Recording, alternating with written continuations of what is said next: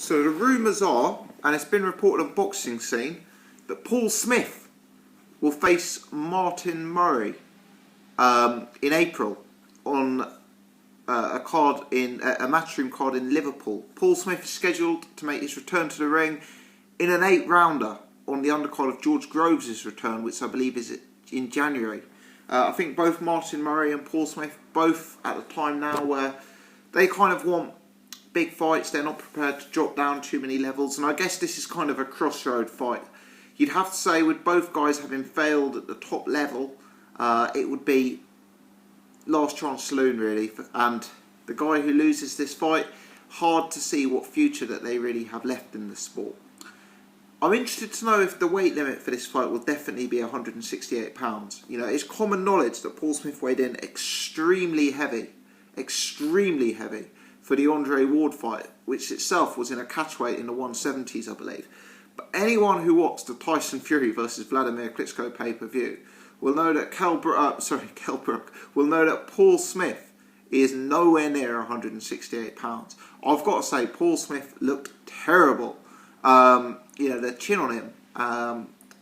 You'd have to guess that Paul Smith currently is weighing in at about £190.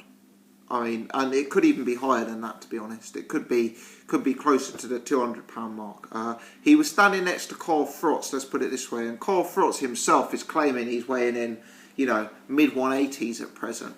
And Paul Smith looked huge next to Carl Frotz, let's put it that way. So I think the weight is going to be a big factor here. And I also think the weight is a doubly big factor, because I think that even at £168, Martin Murray actually has the naturally bigger frame. You know, if you look at these two guys compared to Arthur Abraham, who's their common opponent, I thought Arthur Abraham made Paul Smith look small, whereas I thought Martin Murray was bigger than Abraham. So I think the weight is a real key dynamic here. I've always thought of Paul Smith as a middleweight campaigning at super middleweight. And if now he's a middleweight campaigning at super middleweight who can't really make super middleweight, it's going to be a big advantage for Martin Murray.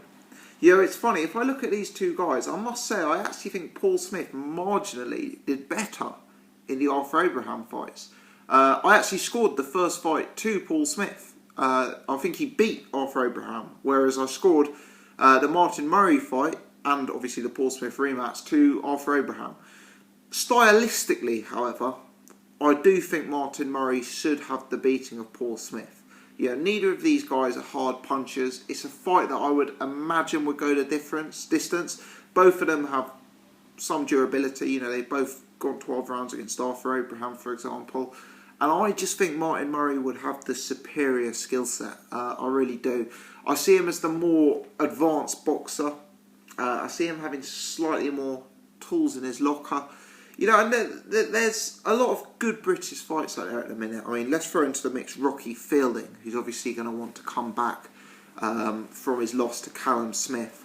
Let's throw in Frank Buglioni, who's obviously going to want to come back from his loss to Chudinov. You know, there's some good fighters in the super middleweight division, slightly below the top level. You'd have to say these guys aren't a million miles away from George Groves either, who's obviously coming off another loss to Badou Jack. And then you've probably got James DeGale, Callum Smith, you know, more towards the top of the division in the British scene. But yeah, some big fights at £168. This one looks like it's on course to being made. To be honest, these are two guys who are entertaining in the big fights, but very dull in undercard fights. They both bring out their A game only when they step up in competition. So I want to see them in big fights or not at all. And I think this is a potentially entertaining matchup, although my early instinct would be Martin Murray. Let me know your thoughts on this. Many thanks indeed for watching.